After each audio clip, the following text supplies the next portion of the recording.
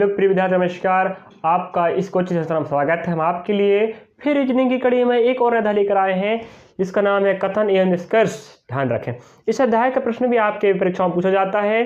ध्यान रखें, हमने इसके पहले आपको न्याय निगमन पढ़ाया है, इसके बाद कथन निष्कर्ष ले रहे हैं। और कथन निष्कर्ष है इसके जैसे एक और अध्याय होता है जिसे बोलते हैं कथन एवं पूर्ण धाराएं। तो कथन निष्कर्ष बनेगा तो क्या बनेगा? पूर्ण धाराएं बनेगा। ध्यान रखें, इसमें आपको एक कथन मिलेगा तो कथन वाक्य के रूप में हो सकता है, उसमें 2 वाक्य भी शामिल हो सकते हैं या 3 वाक्य भी शामिल हो सकता है। उस कथन के आधार पर आपको क्या बताना पड़ेगा? उस कथन में रहेगा, आपको एक कथन रहेगा तो हो सकता है 2-3 वाक्य में भी कथन मिले और आपको निष्कर्ष मिलेगा 1 या 2 या 3 मिल सकता है। ध्यान रखें, कथन के अनुसार निष्कर्ष को ढूंढना पड़ता है कि कथन दिया है और निष्कर्ष, तो कथन और निष्कर्ष में आपसी संबंध होनी चाहिए।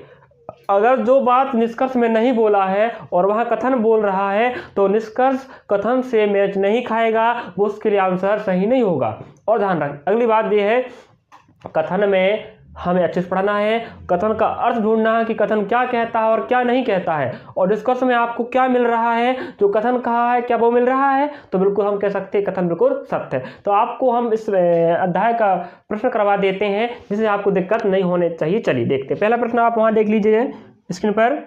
चलिए पहला प्रश्न वहाँ देखिए स्क्रीन पर, हम आपको प्रश्न करवा देते हैं जिससे आपको दिक्कत नहीं होगा समझने में। इन प्रश्नों को दिमाग से करना पड़ता, तर्क से। अपना दिमाग, ध्यान रखें, इन प्रश्नों में अपना दिमाग बिल्कुल नहीं लगाना है। जो कथन कहेगा उसी के अनुसार आपको निष्कर्ष ढूंढना है, अपना दिमाग लगा के आंसर नहीं बताना। चलिए लीजिए, पहला निष्कर्ष कहता है, सॉरी कथन कहता है, यदि वह बुद्धिमान है, यदि वह बुद्धिमान है तो वह परीक्षा में उत्तीर्ण हो जाएगा। क्या बोलता है? यदि वह बुद्धिमान है तो परीक्षा में उत्तीर्ण हो जाएगा।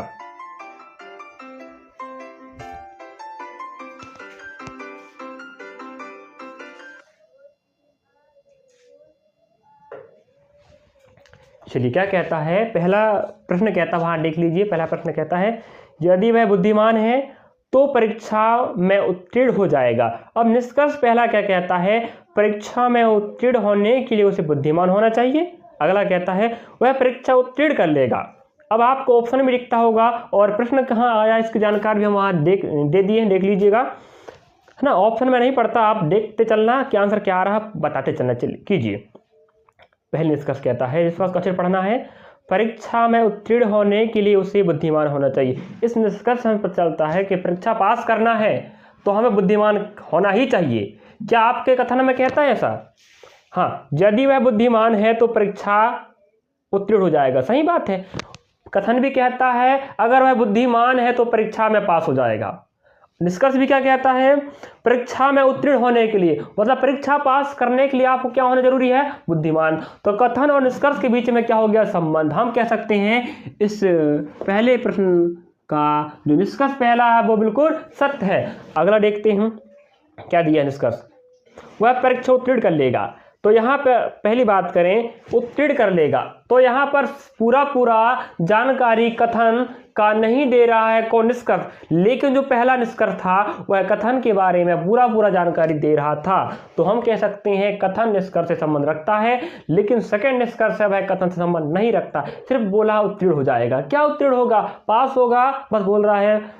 क्या होगा तब पास होगा? बुद्धिमान होगा या चतुर होगा या बेईमान होगा तो पास होगा। इस जानकारी यहाँ पर पूरे निष्कर्ष में नहीं दिया है, इसलिए हम कह सकते हैं इस प्रश्न का पहला निष्कर्ष सत्य है, दूसरा निष्कर्ष असत्य है। तो यहाँ पर देख लेते हैं क्या कहता है ऑप्शन में, कौन सा होगा।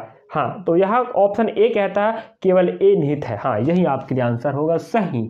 ऑप्शन नंबर ए इसका बिल्कुल सही आंसर है प्रश्न क्रमांक 1 के लिए। अगला प्रश्न देख लेते हैं, प्रश्न क्रमांक 2। इसमें क्या दिया है वो देख लेते हैं। चलिए, इसमें देता है भारत के गौरवमय अतीत का सर्वोत्तम उदाहरण पश्चिम में आयुर्वेदिक औषधियों की बढ़ती हुई लोकप्रियता है। अब यहाँ आप अच्छे से पढ़ लीजिए, आप लोग समझ लीजिए इसका अर्थ क्या निकल रहा है। अब मैं निष्कर्ष पढ़ता हूँ, आयुर्वेदिक औषधियाँ भारत में लोकप्रिय नहीं है। वो भैया यहाँ अच्छे से पढ़े, क्या बोल रहा है? भारत के गौरवमय अतीत का सर्वोत्तम उदाहरण क्या है? पश्चिम में आयुर्वेदिक औषधियों की बढ़ती लोकप्रियता।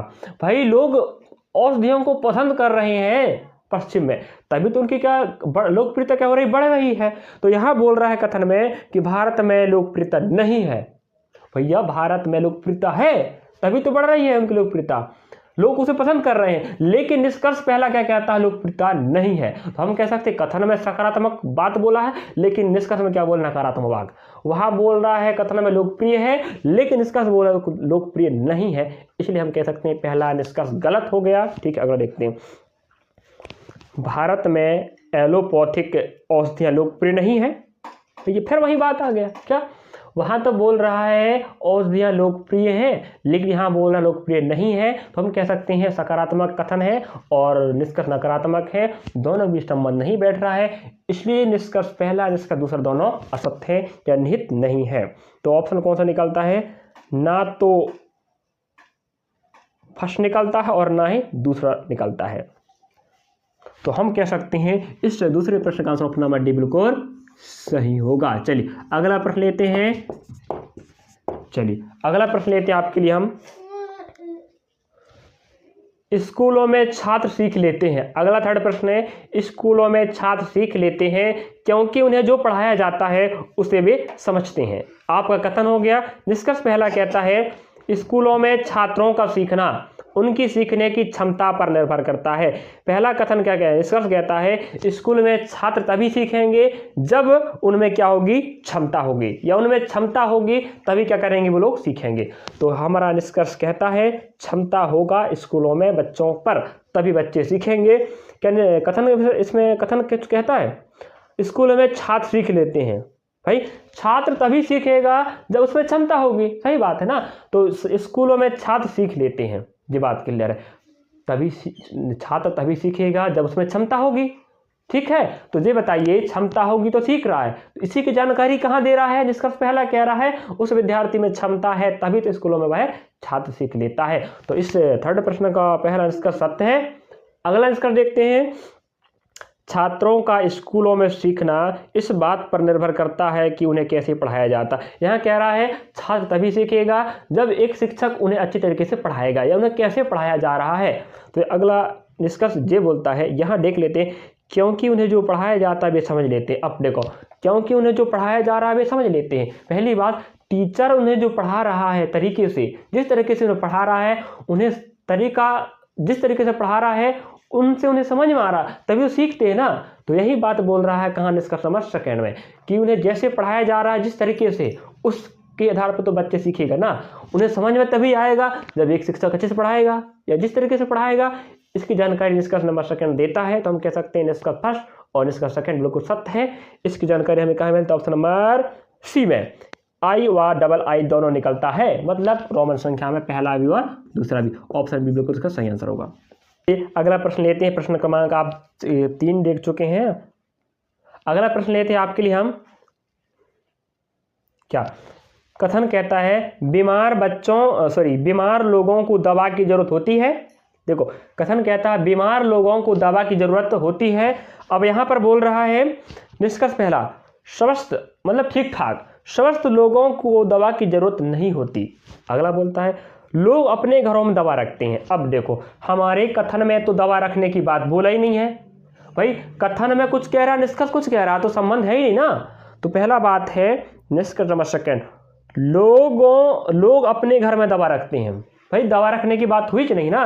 तो हम इस प्रश्न का जो कथन है उसके अनुसार निष्कर्ष दूसरा बिल्कुल सही नहीं बैठता। निष्कर्ष नंबर सेकंड गलत, असत्य हो गया। अगला देखते हैं, निष्कर्ष नंबर फर्स्ट, स्वस्थ लोगों को दवा की जरूरत नहीं होती। भाई देखते हैं, नहीं के बारे में तो बोला नहीं है, लेकिन क्या बोल रहा है, बीमार लोगों को दवा की जरूरत होती है। इससे हमें समझ में आता है बीमार लोगों को दवा की जरूरत होती है, मतलब स्वस्थ लोगों को दवा की जरूरत नहीं होती है। भाई बीमार लोगों को दवा की जरूरत होती है लेकिन स्वस्थ लोगों को जरूरत नहीं होती, यही तो कहना चाहता है कथन। तो हम कह सकते हैं इस प्रश्न का जो कथन के अनुसार पहला निष्कर्ष सत्य है। पहला निष्कर्ष सत्य है। तो ऑप्शन इसका मिलता है केवल निष्कर्ष एक निकलता है, तो वो निकलेगा ऑप्शन नंबर बी में। चलिए, तो इससे चौथे प्रश्न का answer option number B right होगा। अगला प्रश्न देख लेते हैं हम, 5वां नंबर क्या बोलता है, देख लीजिए क्या बोलता है 5वां प्रश्न। एक विद्यार्थी अपनी परीक्षा में बेईमानी या नकल करते पकड़ी गई। एक छात्रा है जो परीक्षा दे रही है, बेईमानी करते पकड़ी गई। आप इस स्थिति में क्या करेंगे। इस प्रकार के प्रश्न आपके एमपीएससी प्री एग्जाम में जरूर पूछता है सेकंड पेपर में, तो ध्यान रखें आपको बनाना है इस प्रकार के प्रश्नों को, तो आप इस अध्याय को कवर कीजिएगा। चलिए अब देखते हैं option A B C D दिया। ऑप्शन ए कहता है एक विद्यार्थी है, छात्रा है, जो स्कूल में परीक्षा दे रही है और परीक्षा करते समय पकड़ी गई है और उस समय परीक्षा लेने वाले आप हैं, तो आप उस स्थिति में क्या करेंगे। आपसे पूछना चाहता है, आप अपना मत दीजिए, लेकिन इन ऑप्शन उठा के आपको मत देना है कि इनमें से कौन सा आपको अच्छा लग रहा है, जो सही होनी चाहिए। चलिए आप उसे चेतावनी देंगे और जाने देंगे। चेतावनी मतलब होता है उसे कह सकते हैं चेतावनी कि आप दोबारा ऐसा नहीं करना है, ठीक है, ये गलत है, ऐसे बोलना है, ऐसे दोबारा करोगे तो हम आपके ऊपर दंडात्मक कार्रवाई करेंगे, ऐसा बोलोगे चेतावनी, ठीक है। अगला बोला आप उसे चेतावनी देंगे और उसे परामर्श देंगे, मतलब चेतावनी देंगे और बोलेंगे बेटा आप ऐसे नहीं करना चाहिए था, कि यह गलत होता है, आगे आपको दिक्कत होगा, अभी आप नकल कर रहे हो, जिससे आपको नकल करने की आदत लग जाएगी, जो आगे जाके छूटेगा नहीं, और आगे परीक्षा में आप ऐसे करते रहोगे और आगे पकड़े जाओगे तो आपको बहुत बड़ी कार्रवाई हो सकती है, इससे आपको पेपर देने में दिक्कत हो सकता है, ठीक है, जिससे आपके माँ बाप का नाम, आपका नाम भी खराब हो सकता है, ऐसे आपको परामर्श देना है। सेकंड कहता है। अगला कहता है आप उसके माता पिता को बताएंगे।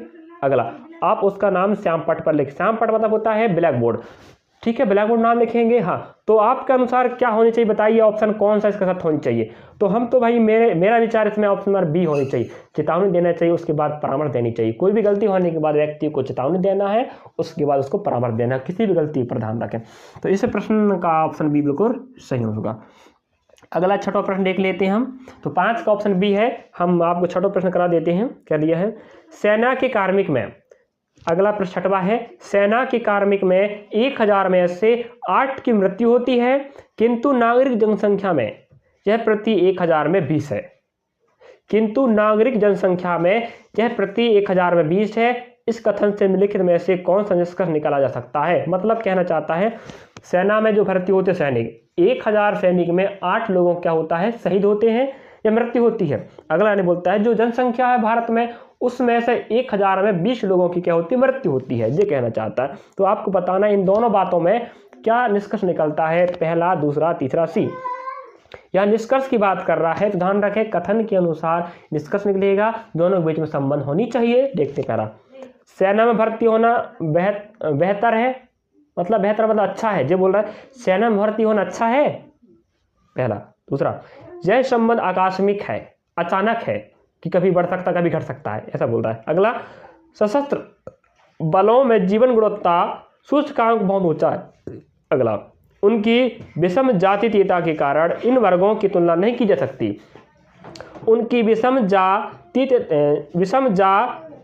जातीयता के कारण इन वर्गों की तुलना नहीं की जा सकती। तो आपका विचार क्या बताइए, आप विचार क्या बता सकते हैं। इसमें दिया है ऑप्शन, मेरा इसका मानना ऑप्शन सी बिल्कुल सही आंसर होना चाहिए। देखो 1000 सैनिक में 8 शहीद हो रहे हैं, मृत्यु हो रहे हैं, और यहाँ पर बात हो रहा है 1000 में 20, मतलब हम यहाँ सेना की बात कर रहे हैं। तो सेना से संबंधित देखिए ऑप्शन सी नंबर क्या बोल रहा है, सशस्त्र बलों में जीवन गुणवत्ता सूचकांक बहुत ऊंचा होता है। भाई 1000 में 20 लोग जनसंख्या पूरे भारत में शहीद हो रहे हैं, सॉरी मृत्यु हो रही है, और 1000 में 8 लोग मृत्यु हो रहे हैं शहीद सैनिक, तो हम कह सकते हैं सशस्त्र बलों में जीवन गुणवत्ता क्या होती है, ऊंचा होता है। तो ऑप्शन इसका सी बिल्कुल राइट आंसर होनी चाहिए, ठीक है।